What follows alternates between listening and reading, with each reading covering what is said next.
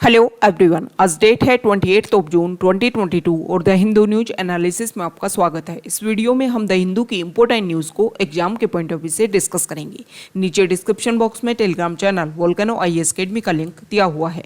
आप telegram channel volcano IAS academy के साथ में जुड़ सकते हैं। वहाँ पर हर exam means UPSC, state PCS and other exams के पॉइंट ऑफ व्यू से काफ़ी इंपॉर्टेंट इन्फॉर्मेशन आप सभी के साथ में शेयर की जाती है। तो चलो स्टार्ट करते हैं। वीडियो को स्टार्ट करेंगे एक ज्योग्राफिकल मैप क्वेश्चन के साथ में। और आज आपका क्वेश्चन ये है कि लेक विक्टोरिया को आपको मैप में व्यू करना है। फिर इससे रिलेटेड हर इंपॉर्टेंट फैक्ट्स को एंड इन्फॉर्मेशन को कमेंट बॉक्स में टाइप करना है। कल हमने आपसे क्वेश्चन पूछा था बेरिंग स्ट्रेट को लेकर के। तो बेरिंग स्ट्रेट को अगर हम मैप में व्यू करें, Bering Strait Arctic Ocean and Pacific Ocean के बीच में एक स्ट्रेट है जो कनेक्ट करती है आर्कटिक ओशन को और पैसिफिक ओशन को। अगर हम माइक्रो लेवल पर व्यू करें तो बेरिंग स्ट्रेट कनेक्ट करती है चुक्सी सी को एंड बेरिंग सी को, और सेपरेट करती है रशिया का चुक्सी पेनिनसुला को, और यहाँ पर यूएस का पार्ट है अलास्का और अलास्का का पार्ट है सीबोर्ड पेनिनसुला। मीन्स सेपरेट करती है रशिया का चुक्सी पेनिनसुला एंड अलास्का का सीबोर्ड पेनिनसुला को। ये जो बेरिंग स्ट्रेट है वहाँ से इंटरनेशनल डेट लाइन भी पास होती है। इसके अलावा अदर फैक्ट्स की अगर हम डिस्कस करें तो बेरिंग स्ट्रेट के नर्दर्न पार्ट से आर्कटिक सर्किल भी पास होता है। तो ये बेसिक फैक्ट्स हैं बेरिंग स्ट्रेट को लेकर के जो हमारे एग्जाम के पॉइंट ऑफ व्यू से इंपॉर्टेंट है। एग्जाम में क्वेश्चन इस तरीके से पूछ लिया जाता है कि आपको बेरिंग स्ट्रेट देकर के पूछ लेंगे कि कौन कौन से एरिया को ये कनेक्ट करती है और कौन कौन से एरिया को सेपरेट करती है। तो माइक्रो लेवल पर हमने डिस्कस किया कि रशिया का चुक्सी पेनिनसुला एंड यूएस का सीबोर्ड पेनिनसुला। लेकिन अगर हम वास्ट लेवल पर डिस्कस करें तो ये जो है वो एशिया कॉन्टिनेंट को एंड नॉर्थ अमेरिका कॉन्टिनेंट को सेपरेट करती है बेरिंग स्ट्रेट। द हिंदू की इंपॉर्टेंट न्यूज़ फ्रंट पेज पर फर्स्ट इंपॉर्टेंट आर्टिकल रिलेटेड है हमारे इंडिया की थिंक टैंक नीति आयोग ने कुछ रिकमेंडेशन दी है सेंट्रल गवर्नमेंट को, और उन्होंने ये बोला है कि 2030 तक गिग इकोनॉमी में हमारा जो वर्क फोर्स है उसका इंक्लूजन हो जाएगा 2.35 करोड़। मीन्स टाइम के साथ में गिग इकोनॉमी में जो वर्कर्स की संख्या है वो इंक्रीज होती जा रही है। तो हमें क्या करना चाहिए, जो सेंट्रल गवर्नमेंट है उनको कोशिश करनी चाहिए कि गिग इकोनॉमी में जो भी वर्कर्स इंक्लूड हैं उन सभी के लिए हम social security, paid leave, occupational disease, accident insurance, support during irregularity of work and pension plans, उन सभी के लिए ये सारी जो बेसिक चीज़ें हैं इनके ऊपर काम करने की ज़रूरत है, ताकि गिग इकोनॉमी में जिन लोगों का भी इंक्लूजन हो रहा है उनको सोशल सिक्योरिटी से रिलेटेड जो भी बेसिक प्रोविज़न है वो सभी उनके लिए अवेलेबल हो सके। ये जो नीति आयोग ने ये जो स्टडी रिलीज़ की है इसमें उन्होंने बताया कि 2020-21 में गिग वर्कर्स की जो संख्या थी वो 77 लाख थी, और टाइम के साथ में इसमें काफ़ी ज़्यादा इंक्रीज देखने को मिला है। अब हमारे एग्जाम के पॉइंट ऑफ व्यू से यहाँ पर इम्पोर्टेंट है कुछ एक्स्ट्रा डाटा भी उन्होंने रखे हैं कि गिग इकोनॉमी की अगर हम बात करें तो उसमें 47% जो वर्कर्स हैं वो मीडियम स्किल जॉब हैं, 22% हाई स्किल्ड हैं, 31% लो स्किल जॉब हैं। उन्होंने ये भी बताया है नीति आयोग ने कि टाइम के साथ में जो मीडियम स्किल जॉब हैं वो कम होंगी और जो हाई स्किल जॉब या फिर लो स्किल जॉब हैं वो इंक्रीज यहाँ पर देखने को मिल सकती हैं। ओके, अब यहाँ पर जो थिंक टैंक है उन्होंने रिकमेंडेशन दिया है कि एक प्लेटफॉर्म इंडिया इनिशिएटिव जो है उसको इंट्रोड्यूस किया जाए, जैसे कि हमारे इंडिया में स्टार्टअप इंडिया इनिशिएटिव लॉन्च किया गया था उसी की लाइन पर हम एक प्लेटफॉर्म इंडिया इनिशिएटिव भी लॉन्च करें, ताकि गिग इकोनॉमी को हम इजीली, हमारा जो वर्क फोर्स है उसको इजीली हम अवेलेबल कर सकें। एक बेहतरीन इंफ्रास्ट्रक्चर, एक बेहतरीन जो फाउंडेशन बेसिस जो है वो उनके लिए अवेलेबल हो सके। हमारे एग्जाम के पॉइंट ऑफ व्यू से यहाँ पर इम्पोर्टेंट है नीति आयोग। तो नीति आयोग से रिलेटेड हम कुछ बेसिक फैक्ट्स देखेंगे जो हमारे एग्जाम के पॉइंट ऑफ व्यू से इम्पोर्टेंट है। बात अगर करें हम नीति आयोग की तो 1 जनवरी 2015 को इसको एस्टेब्लिश किया गया था प्लानिंग कमीशन को रिप्लेस करके नीति आयोग को। अब यहाँ पर कुछ बेसिक फैक्ट्स, दोनों में क्या कंपैरिजन है भाई, प्लानिंग कमीशन को यहाँ पर चेंज किया, रिप्लेस किया और नीति आयोग को हम लेकर के आए, क्या दोनों में कुछ सिमिलरिटीज़ हैं या कुछ दोनों में डिफरेंसेज हैं। डिफरेंसेज की अगर हम बात करें तो प्लानिंग कमीशन जो है वो स्टेट्स को फंड देता था, लेकिन जो नीति आयोग है वो स्टेट्स को फंड नहीं देता है। दूसरा डिफरेंस ये है कि प्लानिंग कमीशन जो है वो 5 ईयर प्लानिंग 5 ईयर जो प्लानिंग सेशन है उसके अकॉर्डिंग काम करता था, मतलब पंचवर्षीय योजनाएं जो हैं, ओके, 5 ईयर प्लान जो हैं वो प्लानिंग कमीशन उसके अकॉर्डिंग काम करता था। लेकिन नीति आयोग ऐसा नहीं करता है, वो 5 ईयर प्लान के अकॉर्डिंग काम नहीं करता है। नीति आयोग ने 3 ईयर, 7 ईयर एंड 15 ईयर के अपने कुछ गोल्स हैं वो डिसाइड कर रखे हैं, मतलब कम टाइम में कुछ कौन से गोल को कंप्लीट करना है, फिर मीडियम टाइम में कौन से गोल को कंप्लीट करना है, और एक ड्यूरिंग एक लॉन्ग प्रोसेस में कौन से गोल्स को हमें अचीव करना है। नीति आयोग की अगर हम बात करें तो नीति आयोग ना तो कॉन्स्टिट्यूशनल बॉडी है और ना ही स्टैट्यूटरी बॉडी है, ये एक एग्जीक्यूटिव बॉडी है और जिसके थ्रू 1 जनवरी 2015 को इसको एस्टेब्लिश किया गया था। नीति आयोग के कंपोजिशन की अगर हम बात करें तो इसके चेयरमैन होते हैं, और चेयरमैन जो भी इंडिया के प्राइम मिनिस्टर होंगे वो इसके चेयरमैन होंगे। इसके अलावा एक वाइस चेयरमैन होते हैं इसमें, जिसको पीएम के द्वारा नॉमिनेटेड किया जाता है। एक सीईओ होते हैं, सीईओ जो है उसको अपॉइंटमेंट कमेटी ऑफ कैबिनेट के द्वारा इनको अपॉइंटमेंट किया जाता है, और कुछ इसमें मेंबर्स होते हैं जिसमें फुल टाइम भी होते हैं, पार्ट टाइम भी होते हैं, एक्स ऑफिशियो भी होते हैं। 4 हमारे जो यूनियन मिनिस्टर हैं वो इसके जो नीति आयोग है उसके एक्स ऑफिशियो मेंबर होते हैं। कुछ इनिशिएटिव हैं नीति आयोग के जो हमारे लिए इम्पोर्टेंट है, जैसे कि अगर हम बात करें हमारे इंडिया में जो भी एसडीजी गोल्स 2030 तक जो हमें अचीव करने हैं, उन सभी को अचीव करने में जो नीति आयोग है वो काफ़ी अपना इम्पोर्टेंट रोल प्ले करेगा। इसके अलावा बहुत सारे एनजीओ जो हैं उनको अगर गवर्नमेंट से कुछ इनिशिएटिव चाहिए, गवर्नमेंट से कुछ उनको इकोनॉमी बेसिस पर कुछ सपोर्ट चाहिए, तो पहले उन एनजीओ को एनजीओ दर्पण पोर्टल पर अपने आप को रजिस्टर करना होता है, और ये जो दर्पण पोर्टल है इसको एक तरीके से व्यू करने का काम जो है वो नीति आयोग ही करता है। ये कुछ बेसिक फैक्ट्स हैं नीति आयोग से रिलेटेड। इसके अलावा कुछ इनिशिएटिव की अगर हम बात करें तो नीति आयोग ने टाइम टू टाइम बहुत सारे इनिशिएटिव लॉन्च किए हैं, जिसमें एक इनिशिएटिव है साथ, इसके अलावा TADP, इसके अलावा NANDAP, ये कुछ इनिशिएटिव हैं। अटल इनोवेशन मिशन जो है वो भी नीति आयोग का ही इनिशिएटिव है। तो ये कुछ बेसिक फैक्ट्स हैं नीति आयोग को लेकर के जो हमारे एग्जाम के पॉइंट ऑफ व्यू से इम्पोर्टेंट है। ओके, नेक्स्ट इम्पोर्टेंट आर्टिकल है, आप सभी को पता है प्रेजेंट टाइम में हमारे इंडिया के प्राइम मिनिस्टर जो हैं वो जर्मनी की विजिट पर हैं। क्यों है जर्मनी की विजिट पर? क्योंकि वहाँ G7 जो ग्रुप है उसकी मीटिंग चल रही है और उसमें इंडिया को भी बुलाया गया है। यहाँ पर हमारे प्राइम मिनिस्टर ने इस प्लेनरी सेशन को जब डिस्कस किया, उसको एड्रेस किया, तो कुछ बेसिक फैक्ट्स उन्होंने रखी। उन्होंने बोला कि एनर्जी सेक्टर की अगर हम बात करें तो डिफरेंस नहीं होना चाहिए ग्लोबली लेवल पर पुअर कंट्रीज़ और रिच कंट्रीज़ के बीच में। मतलब अगर एनर्जी को एक्सेस करना है तो सभी कंट्रीज जो हैं वो इक्वली लेवल पर एग्जिस्ट करें और सभी कंट्रीज ईजीली जो है वो एनर्जी को एक्सेस कर पाएँ। इसके लिए हमें क्या करना है, जो भी डेवलप्ड इकोनॉमीज़ हैं उनको, जो भी डेवलपिंग कंट्रीज़ हैं उनमें इन्वेस्ट करना चाहिए। इन्होंने कुछ बेसिक बात रखी इस सेशन में। उन्होंने रखा कि investing in a better future, climate, energy and health, ये कुछ बेसिक चीज़ें हैं। क्लाइमेट में, एनर्जी में और हेल्थ में हमें इन्वेस्ट करना चाहिए, और स्पेसिफिक जो हमारी डेवलप्ड इकोनॉमीज हैं उनको तो इसमें इन्वेस्ट करना ही चाहिए।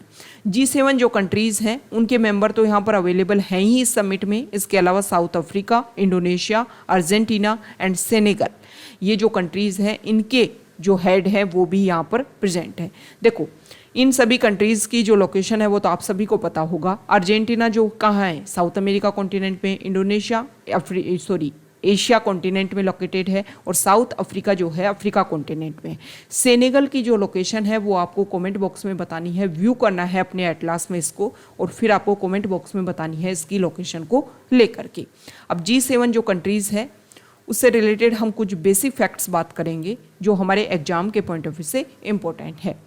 G7 means group of 7। Okay, सबसे पहले बात कर लेते हैं कि कौन कौन से कंट्री जो हैं वो ग्रुप ऑफ 7 में आते हैं। तो अगर हम कॉन्टिनेंट बेसिस पर बात करें तो नॉर्थ अमेरिका कॉन्टिनेंट में है कनाडा एंड USA।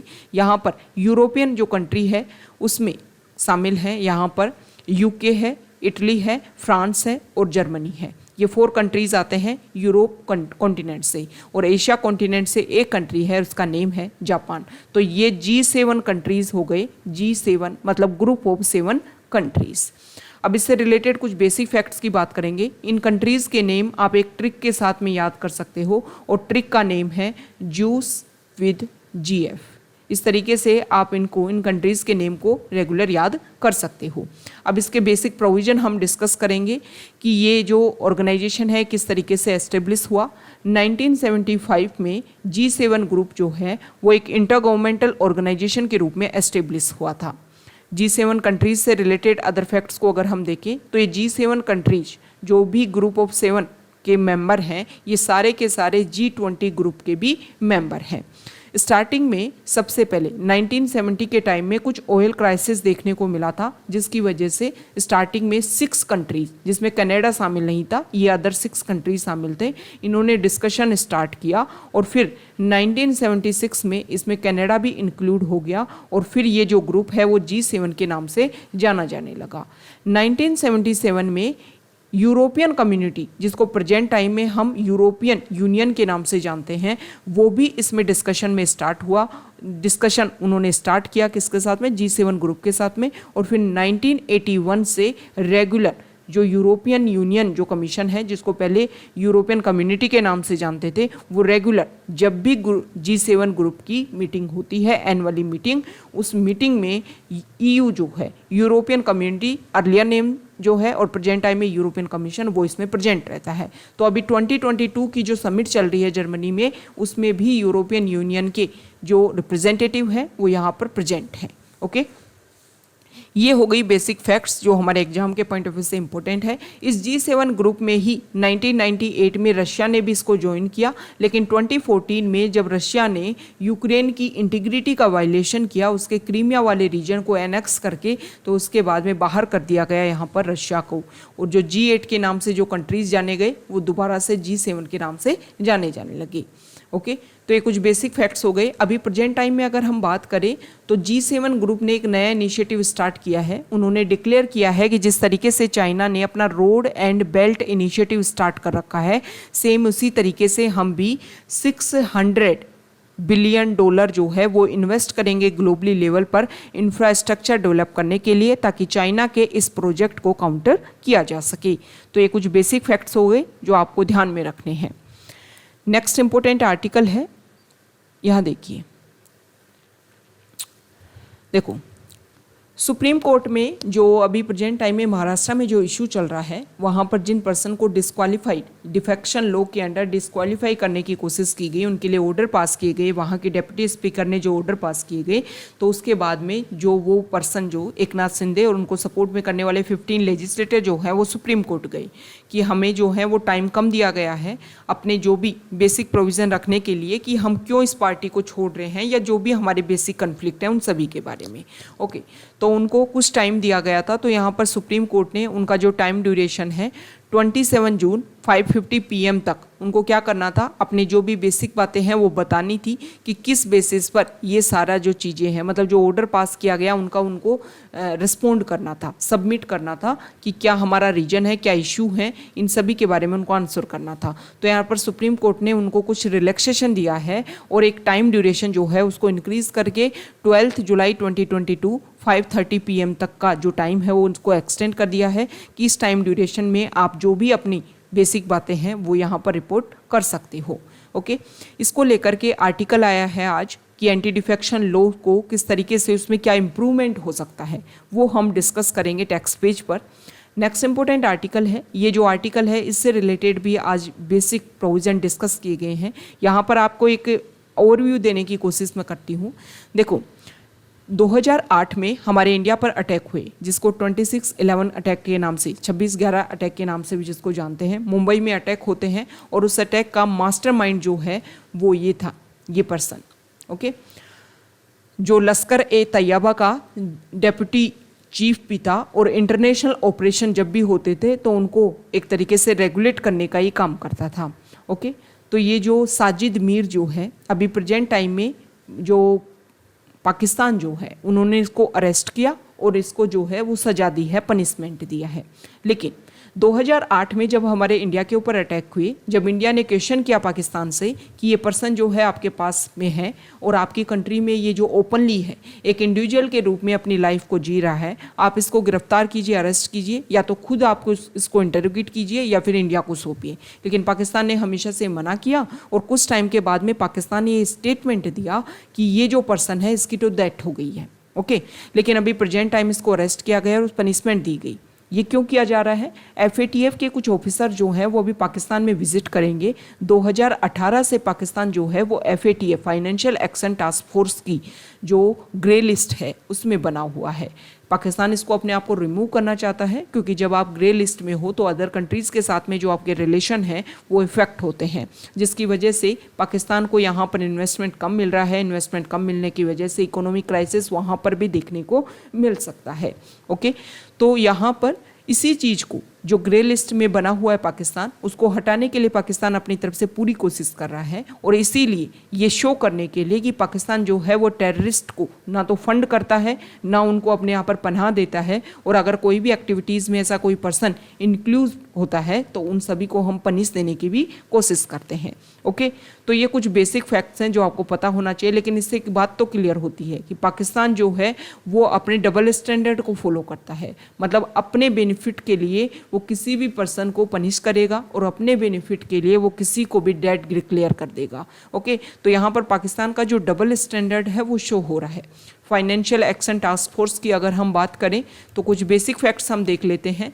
1989 में G7 जो कंट्रीज़ हैं उन्होंने ही इसको एस्टेब्लिश किया था, जो अभी हमने डिस्कस किया। G7 कंट्रीज़ उन्होंने एस्टेब्लिश इसलिए किया था कि मनी लॉन्ड्रिंग इशू जो है वो टाइम के साथ में काफ़ी ज़्यादा इंक्रीज़ हो रहा था। मतलब मनी लॉन्ड्रिंग जो है वो इशू इंक्रीज़ हो रहा था और उस मनी का फिर यूज़ किया जा रहा था अदर एक्टिविटीज़ में जो इफ़ेक्ट कर रही थी हर कंट्रीज़ को। तो इसीलिए G7 कंट्रीज़ ने इसको इनिशिएट किया, FATF financial action task force को। लेकिन फाइनेंशियल एक्शन टास्क फोर्स की जो दो लिस्ट हैं, ग्रे लिस्ट और ब्लैक लिस्ट, इसको 1989 में ही इनिशिएट नहीं किया गया था। बाद में लगभग 2000 के लगभग FATF ने ये दो लिस्ट जो हैं वो अपनी मेंटेन की, ताकि जो भी इशू हैं उनको सॉल्व किया जा सके।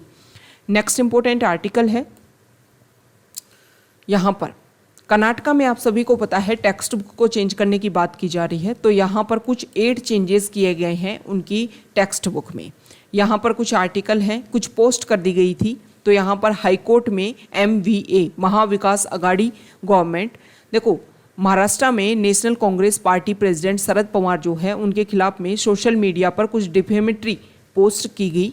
किसी पर्सन ने, कोई एक्टिविस्ट ने, केतकी चिताले जो हैं वो मराठी एक्टर हैं, लेकिन उसको लेकर के वह हाई कोर्ट में जो MVA गवर्नमेंट है उन्होंने बोला है कि उनको अरेस्ट नहीं किया जाए। ओके, नेक्स्ट इंपॉर्टेंट आर्टिकल है पेज नंबर 2 पर, और यहाँ पर एक नया इशू क्रिएट हुआ है, तलाक ए हसन। इसको लेकर के देखो एक पिटीशन फाइल की गई और इसमें क्वेश्चन किया गया कि जुडिशरी जो है वो उसमें इंटरवीन करे और इंटरवीन करके जो भी ये इशू है तलाक ए हसन, इसको सोल्व करने की कोशिश करे। ट्रिपल तलाक को आप सभी को पता है सोल्व करने की कोशिश की गई हमारी गवर्नमेंट के द्वारा। ट्रिपल तलाक में अगर हम बात करें तो इंस्टेंट उसमें 3 बार तलाक वर्ड का यूज़ किया जाता था और फिर वो जो डाइवोर्स जो है वो हो जाता था हस्बैंड एंड वाइफ का। लेकिन तलाक ए हसन जो है वो एक लॉन्ग प्रोसीजर है। तलाक ए हसन में क्या होता है, ट्रिपल तलाक का ही फॉर्म है, लेकिन इसमें जो तलाक वर्ड है वो एक इंटरवल के बाद में बोला जाता है। अब जो वो इंटरवल है वो ये 1 महीने का हो सकता है या फिर एक मेंस्ट्रुएशन साइकिल का हो सकता है। तलाक ए हसन में ये बोला जाता है कि अगर कोई वीमेन जो है वो प्रेग्नेंट है या फिर अपने मेंस्ट्रुएशन साइकिल में है तो उस टाइम आप उसको तलाक नहीं दे सकते हो, मतलब तलाक ए हसन का यूज़ नहीं कर सकते इस वर्ड का। लेकिन यहाँ पर जो ये पिटीशन फाइल हुई उन्होंने ये बोला कि मैं उस टाइम जो है वो मेंस्ट्रुएशन साइकिल में थी, तो इसकी वजह से ये जो एक्टिविटी है वो इनके ऊपर इम्प्लीमेंट नहीं होती है। इसकी वजह से जो तलाक ए हसन जो वर्ड है वो न्यूज़ में है। और यहाँ पर उन्होंने जुडिशरी से क्वेश्चनिंग की है कि जो बेसिक राइट्स हैं मुस्लिम वीमेन के, उनको प्रोटेक्ट करने के लिए जुडिशरी जो है उसमें काम करे। ओके, नेक्स्ट इंपॉर्टेंट आर्टिकल है पेज नंबर 4 पर। ये जो आर्टिकल है वो रिलेटेड है वेस्ट बंगाल को लेकर के। देखो वेस्ट बंगाल में एक पर्सन मुकुल रॉय, वो पहले टीएमसी तृणमूल कांग्रेस से बिलोंग करते थे, फिर उसके बाद में उन्होंने तृणमूल कांग्रेस को रिज़ाइन किया और उन्होंने ज्वाइन किया बीजेपी पार्टी को। और बीजेपी पार्टी की जो उनका जो सिंबल है उसके बेसिस पर वो सीट जीत करके आए, लेकिन कुछ टाइम के बाद में उन्होंने इनडायरेक्टली जो है वो बीजेपी को छोड़ा और किसको ज्वाइन कर लिया, उन्होंने ज्वाइन कर लिया टीएमसी को। अब यहाँ पर एंटी डिफेक्शन लॉ उनके ऊपर इम्प्लीमेंट होता है, किसी और पार्टी के सिंबल पर वो जीत करके आए और फिर उन्होंने दूसरी पार्टी ज्वाइन कर ली, मतलब एंटी डिफेक्शन लॉ उनके ऊपर लागू होना चाहिए। जब बीजेपी पार्टी ने यहाँ पर टीएमसी मीन्स वेस्ट बंगाल के जो भी प्रिजाइडिंग ऑफिसर हैं वहाँ की लेजिस्लेटिव असेंबली के, उनसे क्वेश्चन किया तो उन्होंने रिजेक्ट कर दिया कि नहीं, उनके ऊपर एंटी डिफेक्शन लॉ जो है वो इम्प्लीमेंट नहीं होता है। लेकिन यहाँ पर बीजेपी पार्टी ने ये भी बात रखी कि मुकुल रॉय जो है वो पीएसी पब्लिक अकाउंट्स कमेटी जो है उसके हेड है, उसके चेयरमैन हैं। और पब्लिक अकाउंट्स कमेटी के जो चेयरमैन हैं वो अगर हम देखें एक जो भी हमारा प्रोसीजर है उसके अकॉर्डिंग अगर हम व्यू करें तो यहाँ पर जो अपोजिशन पार्टी से जो बिलोंग करता है उसी को यहाँ पर चेयरमैन बनाया जाता है। मतलब मुकुल रॉय जो हैं वो अपोजिशन पार्टी से हैं और उन्होंने टीएमसी ज्वाइन की है, जो वहाँ पर अभी गवर्नमेंट बना रखी है जिन्होंने वेस्ट बंगाल में, तो इनके बेसिस पर उनको एंटी डिफेक्शन लॉ उनके ऊपर इम्प्लीमेंट होता है। यहाँ पर पब्लिक अकाउंट्स कमेटी जो है वो हमारे लिए इम्पोर्टेंट हो जाती है। Public accounts committee parliamentary committee है।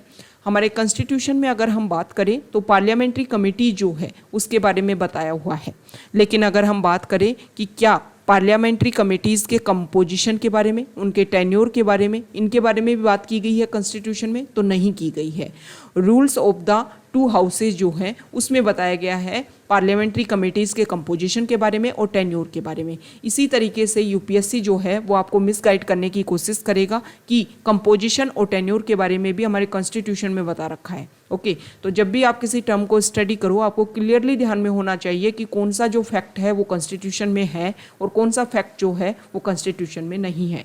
पार्लियामेंट्री कमेटीज़ दो तरीके की होती हैं, स्टैंडिंग कमेटीज़ एंड एड होक कमेटीज़। जो स्टैंडिंग कमेटीज़ होती हैं वो परमानेंट होती हैं और जो एड होक कमेटीज़ होती हैं वो टेम्परेरी होती हैं।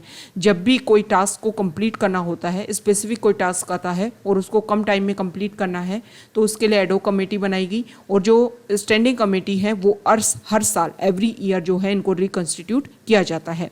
अब हम बात कर लेते हैं पब्लिक अकाउंट्स कमेटी की।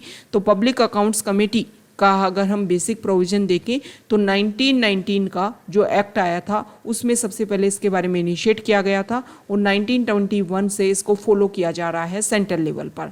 ओके, तो ये पब्लिक अकाउंट्स कमेटी से रिलेटेड कुछ बेसिक फैक्ट्स। और इसमें जो हेड होता है उसको स्पीकर के द्वारा अपॉइंट किया जाता है और अपोजिशन पार्टी से ये बिलोंग करता है। ओके, ये कन्वेंशन है, कहीं लिखा हुआ नहीं है, बस कन्वेंशन है कि अपोजिशन पार्टी से ये बिलोंग करेगा। नेक्स्ट इंपॉर्टेंट आर्टिकल है एडिटोरियल पेज पर, और यहाँ पर पेज नंबर 6 पर यहाँ पर जो आर्टिकल है देखो, इसमें जब अभी पंजाब में जब इलेक्शन हुए तो आम आदमी पार्टी ने यहाँ पर कुछ बातें रखी। उन्होंने बोला कि हम पंजाब स्टेट की जो एवरी वीमेन है उनको पर मंथ 1000 रुपीज़ देंगे। तो यहाँ पर राइटर का ये बोलना है कि मान लो किसी हाउस में 3 वीमेन है तो वहाँ पर तो 3000 रुपीज़, या आप किस तरीके से एक वीमेन को दोगे या फिर जो कंप्लीट फैमिली में जितनी भी वीमेन प्रेजेंट है उन सभी को रुपीज़ दिए जाएंगे। यहाँ पर जो राइटर है उनका ये बोलना है कि स्टेट्स को अगर हम ये देखें तो ये फ्री वाइज का जो इंसिडेंट है वो टाइम के साथ में इंक्रीज होता जा रहा है।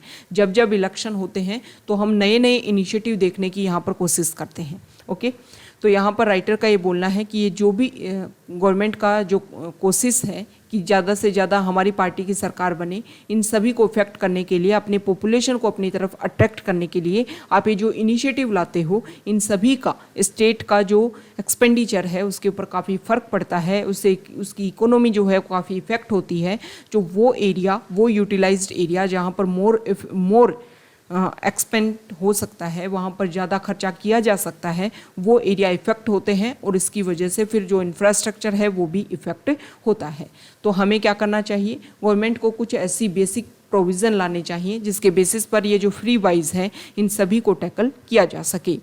नेक्स्ट इंपॉर्टेंट आर्टिकल है पेज नंबर 7 पर, और इस आर्टिकल में देखो हमारे इंडिया में अभी 2022-23 का जो बजट आया था उसमें डिस्कस किया गया था कि डिजिटल यूनिवर्सिटी इंडिया में एस्टेब्लिश की जाएगी। तो राइटर का ये बोलना है कि हमारे इंडिया में हायर एजुकेशन के लिए बहुत ज़्यादा काम किया जा रहा है, लेकिन जिस तरीके से इसको इम्प्लीमेंट करने की कोशिश की जा रही है उसकी जगह पर लगता है कि हायर एजुकेशन से हम हायर एजुकेशन की तरफ अपने आप को प्रमोट कर रहे हैं। यहाँ पर बेसिक बातें रख रखी हैं कि सबसे पहले तो बता रखा है कि देखो हम डिजिटल यूनिवर्सिटी को एस्टेब्लिश करने की कोशिश कर रहे हैं और सारे सेक्टर में भी हम डिजिटल के ऊपर फोकस कर रहे हैं। अभी यूजीसी ने अगर हम बात करें तो यूनिवर्सिटी ग्रांट कमीशन ने नई यूनिवर्सिटी ओपन करने के लिए कुछ रिलैक्सेशन दे दिए हैं कि पहले आपको 40 एकड़ चाहिए किसी भी यूनिवर्सिटी को ओपन करने के लिए, लेकिन आप 5 एकड़ में ही आप ओपन कर सकते हो। मतलब इससे प्राइवेट ओपन यूनिवर्सिटी जो हैं वो काफ़ी ज़्यादा संख्या में एस्टेब्लिश हो जाएंगी। इसके अलावा अगर हम बात करें तो यहाँ पर और भी जैसे मूक इनिशिएटिव है उसके थ्रू जो है वो डिजिटल इकोनॉमी या डिजिटल जो हमारी एजुकेशन है उसकी तरफ हम प्रमोट हो रहे हैं। यहाँ पर राइटर का ये बोलना है कि हायर एजुकेशन जो है वो क्वालिटी बेसिस पर होना चाहिए। पूरे वर्ल्ड लेवल पर जब रैंकिंग निकलती है तो हमारी यूनिवर्सिटी जो है वो वहाँ पर एग्जिस्ट करनी चाहिए उन रैंकिंग में। इसके लिए हमें क्या करना होगा कि हमें डिजिटल के ऊपर भले ही हम फोकस करें, लेकिन हम टीचर की जो अवेलेबिलिटी है उसको हम ट्रांसफ़र नहीं कर सकते हैं, रिप्लेस नहीं कर सकते हैं।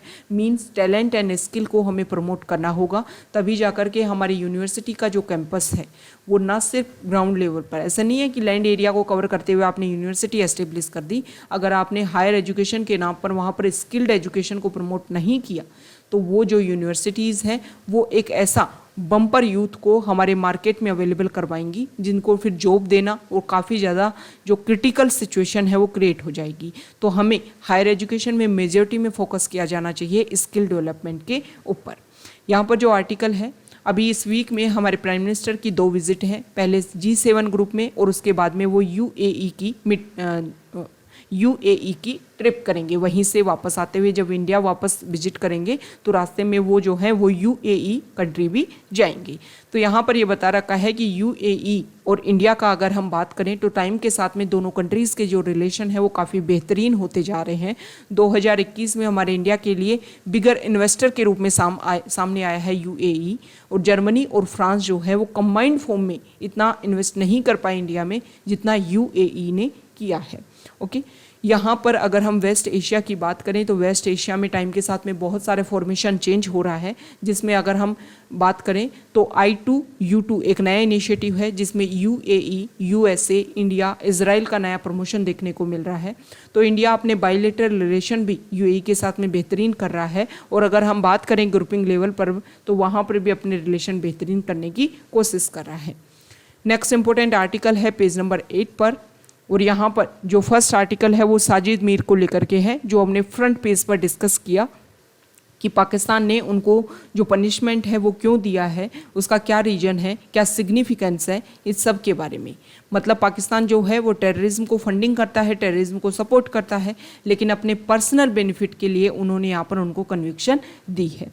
नेक्स्ट इंपॉर्टेंट आर्टिकल है तमिलनाडु में जो स्टरलाइट कॉपर प्लांट है, उन्होंने अभी कुछ टाइम पहले एक इन्फॉर्मेशन शेयर की कि वो इस प्लांट को बेचना चाहते हैं, सेल करना चाहते हैं। अब यहाँ पर इस प्लांट को लेकर के हम बार बार डिस्कस कर चुके हैं कि देखो यहाँ पर ये प्लांट एस्टेब्लिश हुआ, उसके बाद में यहाँ पर प्रोटेस्ट करना स्टार्ट किया गया, जो कि यहाँ के लोकल पॉपुलेशन थी, उन्होंने कि इनकी वजह से, इस प्लांट की वजह से बहुत ज़्यादा एमिशन ऐसा होता है जिसकी वजह से ग्राउंड वाटर, इसके अलावा और भी वाटर बॉडी जो हैं, एयर पोल्यूशन, ये सभी एक्टिविटीज़ यहाँ पर इंक्रीज़ हो रही हैं, पोल्यूशन लेवल इंक्रीज़ हो रहा है। इसके अलावा ये जो प्लांट है इन्होंने ये डिसाइड किया 2018 के टाइम में कि हम अपने आप को और ज़्यादा इंक्रीज़ करेंगे, मतलब और ज़्यादा जो वर्कर्स हैं उनका इंक्लूड करेंगे। तो जो लोकल पीपल हैं उन्होंने प्रोटेस्ट किया कि लोकल पीपल का जब भी कोई इंडस्ट्री एस्टेब्लिश होती है तो उसमें ध्यान रखा जाता है कि जो लोकल पीपल हैं उनको ज़्यादा से ज़्यादा जॉब इसमें दी जाए। तो यहाँ पर जो लोकल पीपल हैं उनको जॉब नहीं दी जा रही, तो उन्होंने यहाँ पर प्रोटेस्ट करना स्टार्ट किया। फिर क्लैश होता है यहाँ पर, जिसमें कुछ सिविलियंस की यहाँ पर डेथ हो जाती है, और उसके बाद में 2018 में इस प्लांट को बंद कर दिया जाता है। जो प्लांट के जो भी कंपनी है उन्होंने रेगुलर कोशिश की, जुडिशरी में भी इसे इंटरवीन करवाने की कोशिश की कि इसको ओपन किया जाए। हालांकि अगर हम देखें तो कोविड के टाइम इसको ओपन किया गया था, क्योंकि यहाँ पर जो ऑक्सीजन प्लांट है उनका यूज़ करने के लिए, क्योंकि उस टाइम नेशन को ज़रूरत थी किसकी, ऑक्सीजन की। ओके, तो यहाँ पर पोल्यूशन लेवल की हमने बात कर ली, इसलिए इसका प्रोटेस्ट किया जा रहा है। हमारे इंडिया के लिए यूजफुल कितना है कॉपर प्लांट, बहुत ज़्यादा यूजफुल है। जब से ये प्लांट इसको बंद किया गया है, पहले इंडिया जो है वो नेट एक्सपोर्टर कॉपर कंट्री के रूप में एग्जिस्ट करता था, लेकिन जब से प्लांट बंद हुआ है इंडिया जो है वो नेट इंपोर्टर कंट्री के रूप में एस्टेब्लिश हो गया है। इसके अलावा इस कॉपर प्लांट से अदर जो बेसिक चीज़ें हैं वो भी यहाँ पर प्रोड्यूस की जाती हैं, जिसमें अगर हम बात करें तो कुछ ऐसे एसिड हैं जिसमें सल्फ्यूरिक एसिड है जो केमिकल इंडस्ट्री के लिए काफ़ी ज़्यादा इम्पोर्टेंट है। इसके अलावा अगर हम बात करें तो यहाँ पर फॉस्फोरिक एसिड भी है जिसका फर्टिलाइजर्स इंडस्ट्री में काफ़ी ज़्यादा यूज़ होता है। तो हमारी फर्टिलाइजर इंडस्ट्री इंडिया में आप सभी को पता है कि काफ़ी ज़्यादा इम्पोर्टेंट है, क्योंकि हमारे यहाँ पर अगर हम इंडिया में बात करें तो काफ़ी ज़्यादा जो एग्रीकल्चर सेक्टर है उसको प्रमोट करने के लिए या उसको सेव करने के लिए या उसको रेगुलेट करने के लिए फर्टिलाइजर इंडस्ट्री होना ज़रूरी है, नहीं तो दूसरे कंट्रीज़ के ऊपर इंडिया की जो डिपेंडेंसी है वो बहुत ज़्यादा होती है। तो सल्फ्यूरिक एसिड जो डिटर्जेंट एंड केमिकल इंडस्ट्रीज के लिए इम्पोर्टेंट है और मार्केट का 95 शेयर जो है वो यहीं से कंप्लीट होता है। इसी ये जो ग्रुप है, ओके, ये जो प्लांट था यहीं से होता था। फर्टिलाइजर इंडस्ट्री के लिए भी यहीं से इम्पोर्टर होता था, लेकिन जैसे ही ये बंद हुआ हमारी जो डिपेंडेंसी है वो अदर कंट्रीज़ के ऊपर इंक्रीज हो गई है। नेक्स्ट इंपॉर्टेंट आर्टिकल है पेज नंबर 9 पर, और यहाँ पर डिफेक्शन लॉ के बारे में बता रखा है। इस आर्टिकल में ये बता रखा है कि देखो हम रेगुलर क्या देख रहे हैं, ये जो डिफेक्शन लॉ है वो 1967 में एक इंडिपेंडेंट एमएलए था, उन्होंने क्या किया 2 वीक में ही कभी कांग्रेस ज्वाइन करे फिर जनता पार्टी ज्वाइन कर ले, फिर जनता पार्टी ज्वाइन करे फिर कांग्रेस ज्वाइन कर ले। तो ये जो इशू हुआ और उनका जो नाम था वो था गयालाल, तो उसके बेसिस पर एक जो टर्म जो है वो भी काफ़ी ज़्यादा सर्कुलेट हुई, आया राम गया राम। ओके, तो यहाँ पर इन सभी को रेगुलेट करने के लिए 1985 में एंटी डिफेक्शन लॉ लाया गया था और 10th शेड्यूल में इसको इंसर्ट किया गया। वैसे अगर हम इनिशियल स्टेज पर देखें तो 10th शेड्यूल जो है वो सिक्किम को जब इंडिया का पार्ट बनाया जा रहा था तब 10th शेड्यूल को इंसर्ट किया गया था कॉन्स्टिट्यूशन में, लेकिन जब कंप्लीट पार्ट बन गया सिक्किम तब 10th शेड्यूल जो एक पार्शली पार्ट जब बना था तब 10th शेड्यूल को इंक्लूड किया गया था। फिर बाद में जब कंप्लीट इंडिया का पार्ट बन गया तो 10th शेड्यूल को रिमूव कर दिया गया। फिर दोबारा से जब 10th शेड्यूल आई तो उसमें एंटी डिफेक्शन लॉ को इंसर्ट किया गया, ओके, 1985 में। ओके, तो इसमें क्या हुआ, एंटी डिफेक्शन लॉ जो है वो 2 पॉइंट के ऊपर यहाँ पर एक्सेप्शन देती है कि अगर किसी पार्टी के 2/3 लेजिस्लेटर जो हैं वो दूसरी पार्टी में मर्ज हो जाएं तो उनके ऊपर एंटी डिफेक्शन लॉ इम्प्लीमेंट नहीं होगा, या फिर किसी पार्टी के 1/3 मेंबर जो हैं वो स्प्लिट करके कोई नई पार्टी जो बना ले तो उनके ऊपर भी एंटी डिफेक्शन लॉ इम्प्लीमेंट नहीं होगा। एंटी डिफेक्शन लॉ कब कब इम्प्लीमेंट होता है, आप किसी सिंबल से, किसी पार्टी के सिंबल से जीत करके आए फिर दूसरी पार्टी आपने ज्वाइन कर ली। इसके अलावा विप जो होता है उसको बात आपने नहीं मानी, आपकी पार्टी का विप जो है उसने जो भी रूल्स एंड रेगुलेशन निकाले उसको आपने फॉलो नहीं किया, किसी बिल के ऊपर आपको सपोर्ट करना था लेकिन आपने एब्सटेन पॉलिसी को फॉलो किया, ये सारी बेसिक पॉइंट्स है जिनके ऊपर एंटी डिफेक्शन लॉ इम्प्लीमेंट हो सकता है। लेकिन इस तरीके के इशू रेगुलर देखने को मिल रहे हैं। बहुत सारे मेंबर जो हैं वो एक पार्टी से जीतते हैं फिर उसको छोड़ करके दूसरी पार्टी में ले जाते हैं, एंटी डिफेक्शन लॉ इम्प्लीमेंट होता है, फिर दोबारा से उनकी सीट वैकेंट हो जाती है, दोबारा से वो दूसरी पार्टी जिसको ज्वाइन किया उसकी सीट से, उसके सिंबल से जीत करके आ जाते हैं और कभी कभी तो मिनिस्टर भी बन जाते हैं। ओके, तो यहाँ पर ये बताया गया है कि कर्नाटका में जो हुआ, कर्नाटका में क्या हुआ था कि सेम इसी तरीके का इशू देखने को मिला। पहले वहाँ पर कांग्रेस पार्टी ने वहाँ पर गवर्नमेंट बनाई एक तरीके से, और उसके बाद में फिर वहाँ पर बीजेपी ने कांग्रेस के जो लेजिस्लेटर हैं उनको अपने में इंक्लूड किया और अब वहाँ पर अपनी गवर्नमेंट बना ली। तो वहाँ के जो स्पीकर जो थे उन्होंने ये बात रखी थी कि जो भी लेजिस्लेटर उनके ऊपर एंटी डिफेक्शन लॉ इम्प्लीमेंट हुआ है उनको कुछ टाइम के लिए बैन किया जाता है। हालांकि फिर वो केस जो है वो जुडिशरी में क्वेश्चनिंग की गई, तो जुडिशरी ने बोला कि देखो जो प्रिजाइडिंग ऑफिसर जो होता है, स्पीकर जो होता है, उसके पास पावर होती है कि एंटी डिफेक्शन लॉ को वो इम्प्लीमेंट कर सकता है, उसके पास पावर नहीं होती है कि वो आपकी ड्यूरेशन जो है उसको इंक्रीज या कम कर सकता है। ओके, तो यहाँ पर मतलब जुडिशरी को मोर पावरफुल बना दिया गया स्पीकर की पावर से। सबसे इम्पोर्टेंट बात, स्पीकर जो है वो अपना क्या रिव्यू देता है एंटी डिफेक्शन लॉ को लेकर के, इसको पहले जुडिशियल रिव्यू की नहीं किया जा सकता था, लेकिन 1992 का एक केस है और उस केस में ये डिसीजन लिया गया कि इसका जुडिशियल रिव्यू हो सकता है। ओके, कि हो तो होलन जो केस है, होलोहन जो केस है, उसमें डिक्लेयर कर दिया गया कि स्पीकर के रिजल्ट को जुडिशियल रिव्यू किया जा सकता है। अब इस आर्टिकल में ये बोला गया है कि प्रॉब्लम यही है कि अगर हम रूल्स एंड रेगुलेशन नहीं लगाएंगे उनके ऊपर तो इस तरीके के इशू तो रेगुलर देखने को मिलेंगे। तो इस आर्टिकल में ये बताया गया है कि 6 साल का जो एक टर्म जो है वो डिसाइड की जानी चाहिए कि अगर इस तरीके से एंटी डिफेक्शन लॉ होता है तो 6 साल के लिए उस लेजिस्लेटर को बैन किया जाता है दोबारा से रिकंटेस्टिंग इलेक्शन के लिए, तभी जाकर के जो इशू है वो सोल्व हो पाएंगे। नेक्स्ट इंपॉर्टेंट आर्टिकल है पेज नंबर 12 पर, और यहाँ पर इंडिया और मलेशिया जो है वो अपने डिफेंस टाइज को डिस्कस करने की कोशिश कर रहे हैं कि किस किस एरिया में हम अपने आप को प्रमोट कर सकते हैं। अभी जो है 2019 के कुछ डाटा पब्लिश हुए हैं जिसमें राजस्थान का जो सीकर है उन्होंने टॉप किया है स्कूल ग्रेडिंग इंडेक्स में डिस्ट्रिक्ट लेवल पर।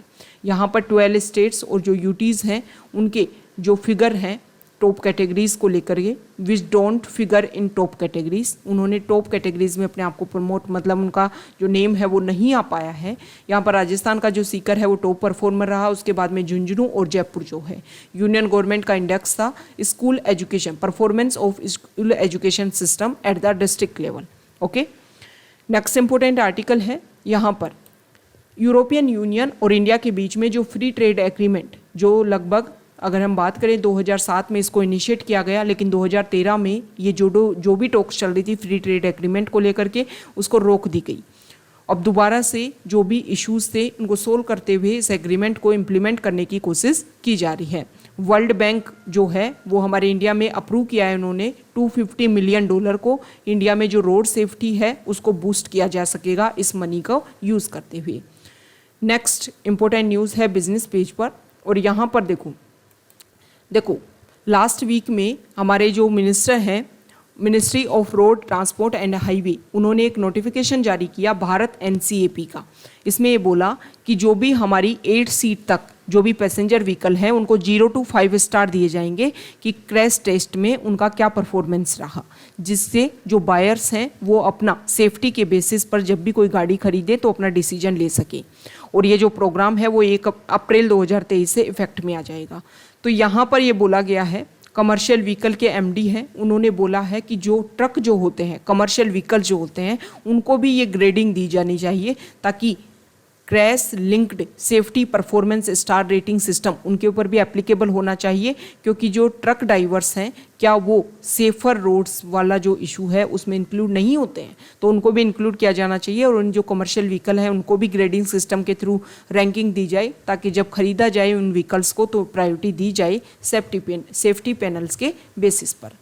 ये कंपनसेशन सेस जो है वो हमने कल डिस्कस किया था कि जब GST इम्प्लीमेंट किया गया तो गवर्नमेंट को ये लगा, सेंट्रल गवर्नमेंट ने ये वायदा किया है स्टेट से कि आपको 14% मोर इनडायरेक्ट टैक्स जो है वो मिलेगा, लेकिन टाइम के साथ में ये माना गया कि उनको टैक्स नहीं मिल रहा है। तो कंपनसेट करने के लिए सेंट्रल गवर्नमेंट ने कंपनसेशन सेस लगा दिया किनके ऊपर, जो भी लेवीज प्रोडक्ट्स हैं उनके ऊपर और जो भी अदर प्रोडक्ट्स हैं जो हमारी हेल्थ के लिए काफ़ी ज़्यादा बेनिफिशियल नहीं होते हैं उन सभी के लिए उन सारे प्रोडक्ट्स के ऊपर और सर्विसेज के ऊपर ये टैक्स लगाया गया, इस टैक्स का ताकि यूज़ किया जा सके स्टेट को कंपनसेट करने के लिए।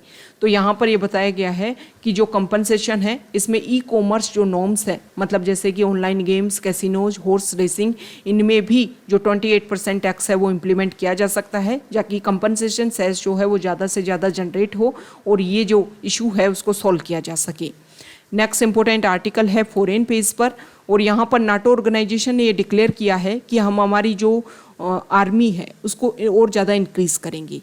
40,000 यहाँ पर ये बता रखा है 40,000 से 3 लाख ट्रूप्स जो हैं उतनी आर्मी जो है और ज़्यादा इंक्रीज़ करेंगे। तो नाटो ऑर्गेनाइजेशन की अभी मीटिंग होने वाली है और इस मीटिंग में जो अभी 2 कंट्री जो नए इसमें मेंबर जुड़ रहे हैं उनके बारे में डिस्कशन होगा और रशिया और चाइना को किस तरीके से काउंटर किया जा सकता है उसके बारे में डिस्कशन होगा।